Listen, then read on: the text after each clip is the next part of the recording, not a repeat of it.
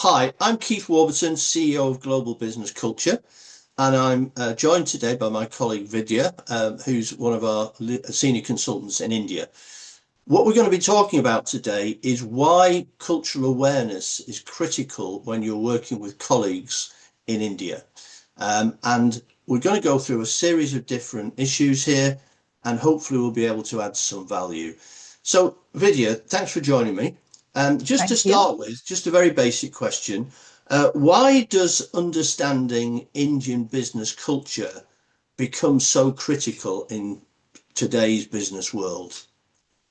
Well, today every country in the world is working with India in some way or the other.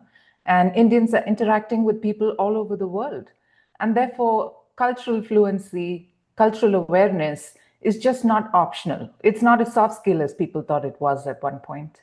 Yeah, I would agree with that, and we're finding that as more and more clients are asking us to help them in India, and when clients do approach us, I think what we very often find is that the initial thing that they talk to us about is they say, "Oh, we've got some communication challenges with our operations in India." So, can you talk to me a little bit about cross-cultural challenges with regard to Indian communication styles?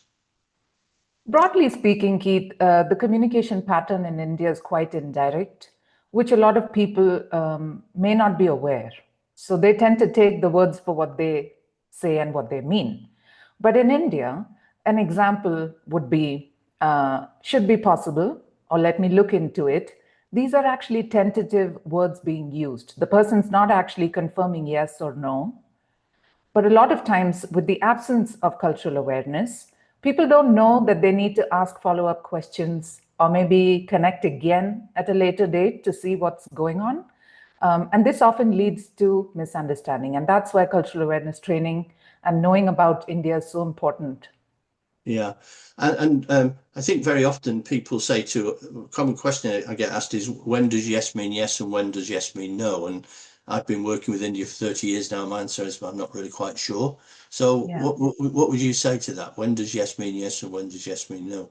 There's never a clear answer, Keith. You're absolutely right. Even for us in India, it isn't. Usually we make sense of it from the body language and the tone of the person as well. But especially if it's happening through emails or in a virtual environment, it's really tricky.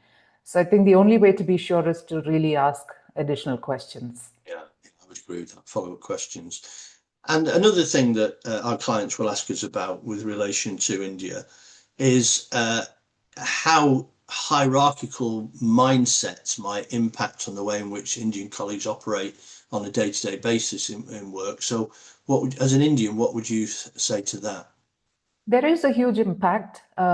In comparison to many countries, India is definitely more hierarchical. And what that means is that leaders believe it is their responsibility to make decisions. So it's directly connected. And junior members often feel like even if we provide inputs and we provide recommendations, ultimately it's the boss who's going to make the decision. And so that's the way it's accepted here, and people find that to be respectful and the right protocol to really follow. So, to a large extent, hierarchy plays that role when it comes to decisions. Yeah, and do Indians themselves recognise that India is a hierarchical culture? Very often, not, because people believe that they're actually being extremely inclusive and working towards a consensus based decision making. That's how people like to believe that things are happening. And but that is the whole basis of cultural awareness training, isn't it? We always tell people it's not about how you see yourself, it's about how others see you. Absolutely, Yeah. absolutely, and I think India probably is a lot less hierarchical than it was 30 years ago when I first started working with India, but it's still from a global perspective Yeah, on the hierarchical side. That's for not sure. a good thing or a bad thing. It's just it is what it is. And so, with all the work that you've done over the years of helping Indian and Western teams work together, what would you say? Could you give me a common friction point where these things really come to the fore? There are many, Keith. I'll pick one from a session we did last week, really. So, a lot of times when we have Western based clients working with India teams, one of the first pain points they share is that people are quiet. We have meetings and the team's very quiet, or if the manager's present, it's the manager speaking, the junior members don't contribute to anything. And we think they are not engaged, they are not interested, or they have no critical thinking or input in this matter. But really, from an Indian perspective, it is the thoughts are, is this the right time for me to speak? Will I look silly if I did? Or my manager's there, maybe it's better for him or her to lead the conversation. This often leads to misunderstanding over time because people don't address it early enough. Yeah, and I think when our clients come to us and they say we've got a communication problem, that's very often what they're referring to, isn't it? Yes. And we say to them, so these people who don't speak in meetings, when you have a one-to-one conversation with them, do they communicate well? And say, yeah, they're fantastic. Their English is brilliant. We have no problem. So therefore, it's not a communication problem. It's a deeper issue than that, which goes into why understanding cultural differences is so important. It's not the what they do, it's the why they do it that you have to understand.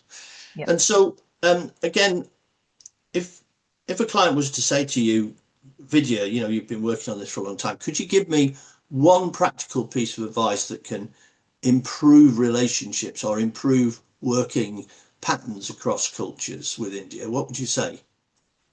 Exactly about relationship, really, because India is a relationship focused culture. So you have to get to know the people that you work with.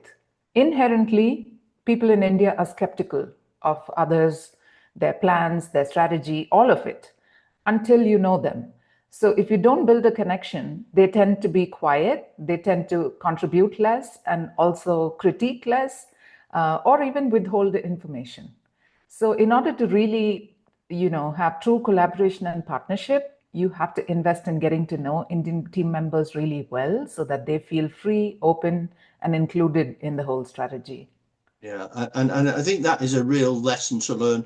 And from the other perspective, Western business people, where time is money, very often just think that any time spent on relationship building is a complete waste of time. But in fact, it's not, because it so improves the process, it so improves the flow and eventual results. Okay, this is a bit massive topic, Vidya. Why do cultural differences impact when you're working with India? It's a massive topic. We talked about it for a few minutes, and I'm sure that we'll be continuing these conversations in more depth as we go forward. But thanks very much for your insights today. It's been a Thank great you. pleasure. Thank you for your time, Keith.